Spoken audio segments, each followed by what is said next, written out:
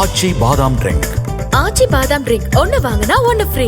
சிறுபான்மையினரை பயத்தில் வைத்திருப்பதே முதலமைச்சர் மு.க. ஸ்டாலினின் வேலை என பாஜக மாநில தலைவர் அண்ணாமலை குற்றம் சாட்டியுள்ளார்.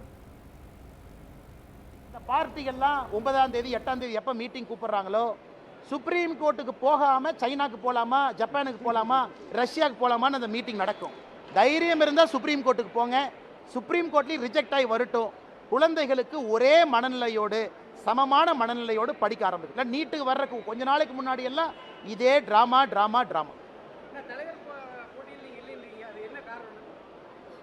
இங்க தலைவர்கள் யாரும் போட்டி போடுவதில்லைனே. பாரதிய ஜனதா கட்சியில் தலைவர்களுக்கு போட்டி எல்லாம் கிடையாது. எல்லாரும் சேர்ந்து ஒரு தலைவரை தேர்ந்தெடுப்போம், அவ்வளோதான். இதில் போட்டி எங்கே வந்துச்சு? அதனால தான் தலைவர் போட்டியில் நான் இல்லைன்னு சொன்னேன்.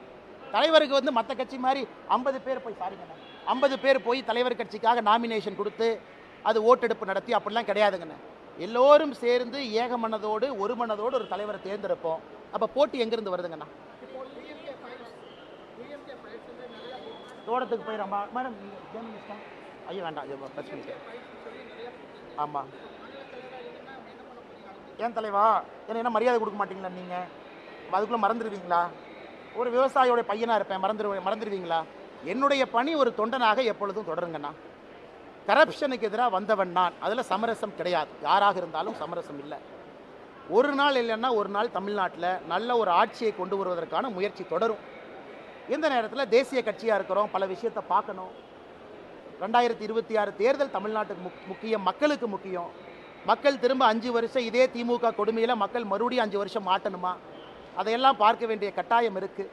ஒரு தொண்டனாக கட்சி சொல்கிற பணியை பாடி செஞ்சுட்டு போகிறாலும் ஒன்றும் பிரச்சனை இல்லைங்க. அதெல்லாம் பேசுவோம் தலைவா, அதை ஏற்கனவே சொல்லிட்டேன், எல்லாம் பேசுவோம். தலைவர் தேர்தலுக்கு அப்புறம் பேசுவோம். சொல்லுங்கண்ணே, அந்த கேள்வி கேளுங்கண்ணே, முக்கியமான கேள்வி.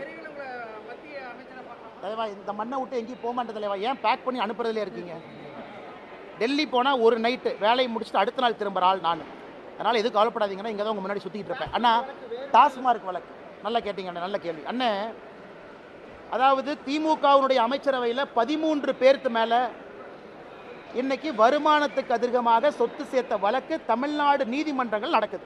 டிஸ்ட்ரிக்ட் கோர்ட்டில், ஹைகோர்ட்டில் நடக்குது. 13 அமைச்சர்கள் 35 பேர்த்துல வருமானத்துக்கு அதிகமாக சொத்து சேர்த்த வழக்கு. இதை கேட்கலாமே முதலமைச்சர், பக்கத்து மாநிலத்துக்கு டிரான்ஸ்ஃபர் பண்ணலான்னு. எப்படி இதெல்லாம் கேட்காம டாஸ்மார்க் வழக்கை மட்டும் பக்கத்து மாநிலத்துக்கு மாற்றணுமா? என்ன டிராமா பாருங்க. இவங்க தான் குதிச்சு ஹைகோர்ட்டுக்கு போனாங்க. இவங்க தான் குதிச்சு ஹைகோர்ட்டில் ஸ்டே கேட்டாங்க. இப்போ ஹைகோர்ட்டில் அமர்வு மாறிய பிறகு, அமர்வு நீதிபதிகள் மாறிய பிறகு இன்னைக்கு முதலமைச்சர் தலைமையில் இருக்கக்கூடிய இந்த குரூப் என்ன பண்ணுது? ஐயோ, சுப்ரீம் கோர்ட்டுக்கு போயிருக்கிறாங்க இன்னைக்கு. ஐயோ, இந்த டாஸ்மார்க் வழக்க பக்கத்து மாநிலத்துக்கு மாற்றுங்க. நான் முதலமைச்சர் கேட்குறேன், ஐயா 13 அமைச்சர்கள் மீது வருமானத்துக்கு அதிகமாக சொத்து சேர்த்த வழக்க இதே கடிதம் போட்டு பக்கத்து மாநிலத்துக்கு அனுப்புங்க. அப்புறம் டாஸ்மார்க்கு நான் உங்களோட சேர்ந்து சப்போர்ட் பண்ணுறேன். உங்களுக்கு ஒரு நியாயம், ஊருக்கு ஒரு நியாயம்.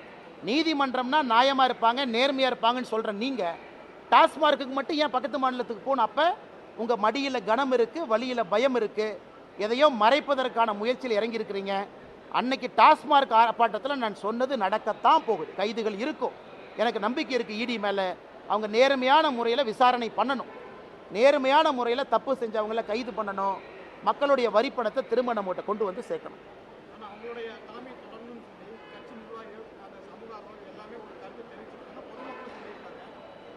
அண்ணே,